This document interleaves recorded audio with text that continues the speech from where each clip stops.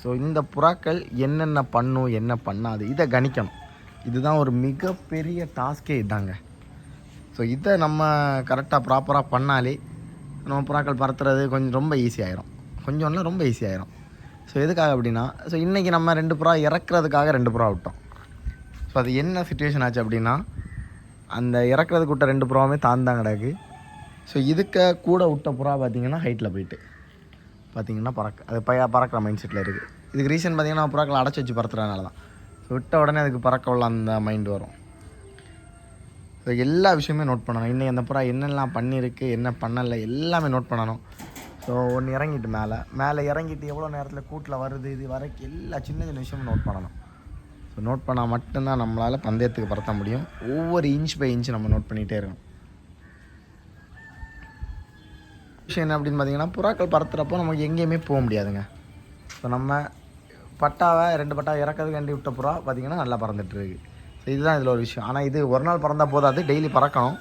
சொல்ல முடியாது, நம்ம கழிவாக போட்டுற புறாக்கள் தான் சில நேரம் நம்மளுக்கு கை கொடுக்கும். ஸோ அதனால் எதுவுமே புறா விஷயத்தில் நம்ம கெஸ் பண்ண முடியாது, புரியுதுங்களா?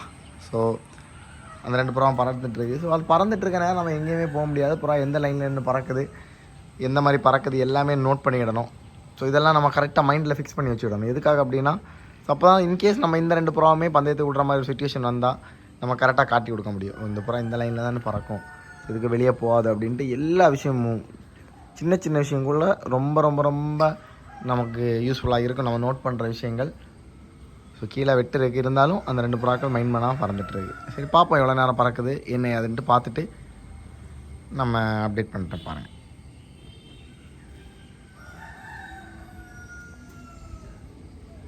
இறங்கிட்டு ஒரு ஆள் இங்கே வந்திருக்கு, சரியா? ஸோ இந்த ஆள் பார்த்திங்கன்னா எனக்கு தெரிஞ்ச வரைக்கும் எங்கேயோ உட்காந்துட்டு வந்திருக்கு. ஸோ இந்த ஆளை பிடிச்சி பட்டினி போடணும்.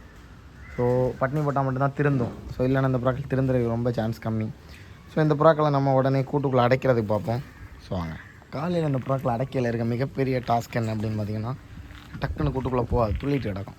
ஸோ இன்றைக்கி முதல் நாள் ட்ரைனிங்னால தான் காலையில் விட்டேன், இல்லைனா கண்டிப்பாக காலையில் விட்டுருக்கவே மாட்டேன்.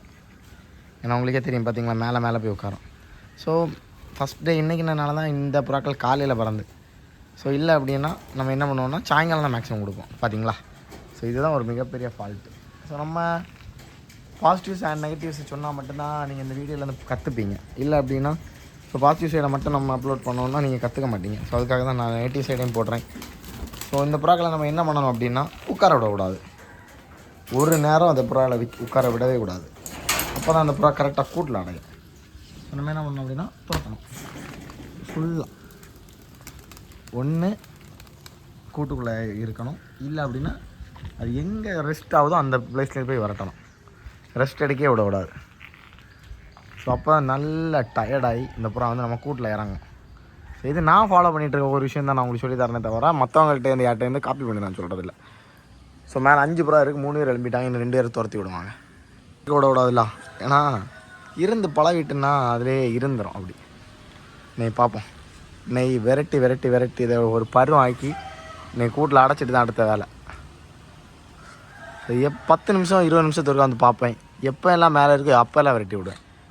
புறாயில் போட்டு வறுத்தெடுத்தால் மட்டும்தான் இந்த புறாயில் திருத்தி கொண்டு வர முடியும். ஸோ இல்லை நல்லா வறுத்தெடுத்துட்டு தண்ணி சாப்பாடு கொடுக்காமல் அடைச்சி வச்சுருவேன். ஸோ அதுக்கு எதுக்கு பண்ணுறோம் அப்படின்னா, அப்போ தான் நாளைக்கு மாறி இருக்காது. நாளைக்கு மாறி இருக்கணும்னு நினச்சா கூட உடனே கூட்டில் இறங்கணும்னு நினைக்கும். ஸோ அந்த மைண்ட் செட்டை கொண்டு வரதுக்கு தான் நம்ம இவ்வளோ கஷ்டப்படுது. புறா அவங்களுக்கு பறந்து இறங்க முக்கியம் கிடையாது, உடனே கூட்டில் ஏறணும். அதான் ரொம்ப ரொம்ப ரொம்ப இம்பார்ட்டண்டான விஷயம். ஸோ அதுக்காக தான் நம்ம இவ்வளோ கஷ்டப்பட்டுருக்கோம்.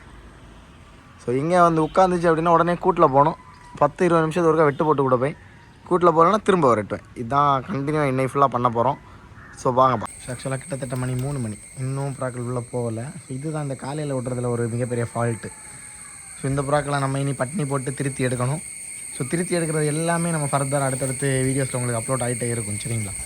ஸோ 100% இந்த புறாக்களை நம்ம திருத்தி எடுக்கிறோம். ஸோ இவ்வளோ நேரம் கூட பூட்டி தான் போட்டிருந்தோம், சரி உள்ளே ஏறிடும் அப்படின்ட்டு.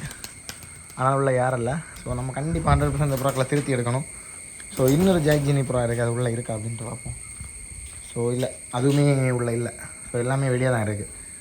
ஸோ இந்த புறாக்கள் நம்ம நெக்ஸ்ட் வீடியோவில் ஃபர்தராக என்ன மாதிரி திருத்தி எடுக்கிறோம் அப்படின்ட்டு எல்லா அப்டேட்டுமே நம்ம ரெகுலராக வந்துகிட்டே இருக்கும்.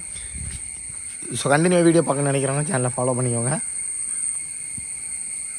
ஸோ நம்மளை பார்த்தோன்னே எழுப்பி பறந்துட்டு. ஸோ இந்த ப்ராக்டில் நம்ம முடிஞ்ச அளவுக்கு நல்லா இணக்கி கரெக்டாக கொண்டு வரணும். ஸோ இதுதான் ஒரு மிகப்பெரிய டாஸ்க்கான ஒரு விஷயம். ஸோ இந்த மாதிரி சும்மா கடந்து பறந்துட்டு கழிவு மாதிரி இறங்க புறாக்கள்னால் நமக்கு அது வேஸ்ட்டு. நம்ம அதை வச்சுட்டு பிரயோஜனம் கிடையாது. ஸோ நம்ம அது என்னென்ன பண்ணுது எல்லாமே நோட் பண்ணி கிளியர் பண்ணி கொண்டு வந்து ட்ரை பண்ணி பார்க்கணும். அப்படி முடியாத பட்சத்தில் அதை நம்ம கழிவு மாற்றிடணும். சரிங்களா? ஸோ அப்போ அதுலேருந்தே புரிஞ்சிடலாம். 1-2 செட் எடுக்கும்போது இந்த லைனேஜ் நமக்கு யூஸ் ஆகாமல் யூஸ் ஆகாது எல்லாமே நம்ம ப்ராப்பராக தெரிஞ்சிடும். ஓகேவா? ஸோ இந்த புறாக்கள் மேக்ஸிமம் திருந்தி வர்றதுக்கு நிறைய சான்ஸ் இருக்குது. ஸோ அப்படி இல்லாத பட்சத்தில் நம்ம இந்த புறாக்களை ஒதுக்கிடணும். சரியா? ஸோ ஏன்னா இதை வச்சுட்டு நமக்கு பிரயோஜனம் கிடையாது. பிரயோஜனம் இல்லாத புறாக்களை வச்சுட்டு நோ யூஸ். ஸோ பொறுத்திருந்து பார்ப்போம் அடுத்தடுத்த வீடியோஸில். ஸோ வீடியோ பிடிச்சிருந்தால் லைக் பண்ணி ஷேர் பண்ணி ஒரு ஃபாலோ தட்டி விடுங்க. தேங்க்ஸ் ஃபார் வாட்சிங். வீடியோவில் பார்க்கலாம். பாய்.